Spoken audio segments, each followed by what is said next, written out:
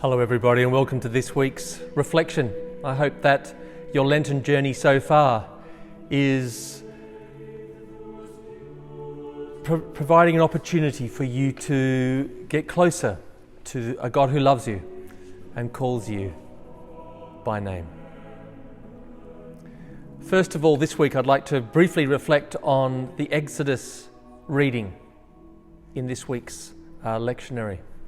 It's from Exodus 3, which is the proclaiming of the Ten Commandments that was given to Moses on the mountain. I think the first thing to note about this particular reading is that God works on behalf of God's people. You will hear the words, "I am the Lord your God, the one who saved you, and the one who has led you into freedom." The wonderful thing about this simple phrase is that God acts and then God gives the rules or the guidelines for a community to live in respect and with responsibility to one another. The Israelites have already been led out of Egypt from Pharaoh's grasp. They've already been led through the Red Sea. They've already found solace in another place. And it's here that God then says, let's do this well together. In dramatic fashion, in this week's Gospel, Jesus' rage creates chaos in the temple court as people were preparing to celebrate the Passover feast. Rather than a scene of spiritual preparation for the Passover feast, which retold the story of the Jews' release from Pharaoh into the land of promise, Jesus instead sees a place focused on monetary exchange. Wealth was more important than prayer, as money changers exchanged denarii for the temple currency, half a shekel. So pilgrims could pay the temple tax and also to afford the animals required for the purity laws in order for them to fully participate in the Passover feast.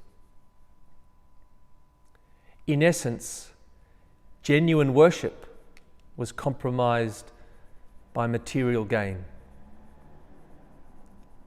Jesus' disruption of these spiritual practices in this light, in John's account, suggests that this is God's own critique of what was taking place.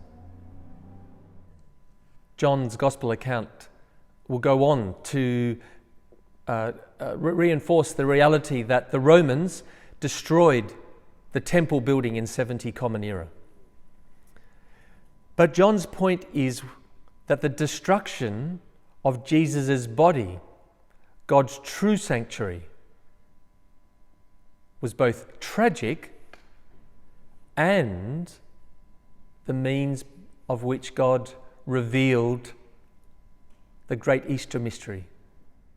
That Jesus is the living temple where light, life, and love leads us to a return to wholeness and to freedom. This week I'm going to invite you to explore where is your sacred ground or sacred place for you to encounter the living God this week. If I'm honest, I feel a bit like a money changer myself, with so many things going on, so many things to do, and I feel like my experience of dadiri, the deep listening and quiet of still awareness, has been compromised by my busyness and matters of consequence and importance that I have prioritized.